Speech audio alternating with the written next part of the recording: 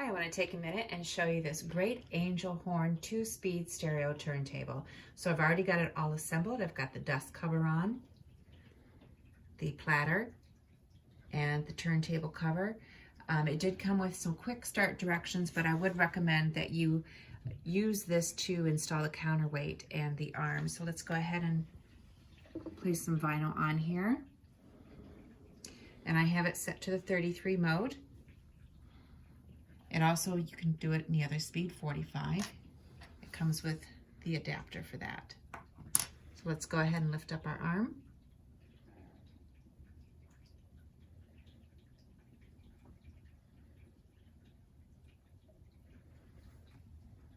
And that just rests on there very easily.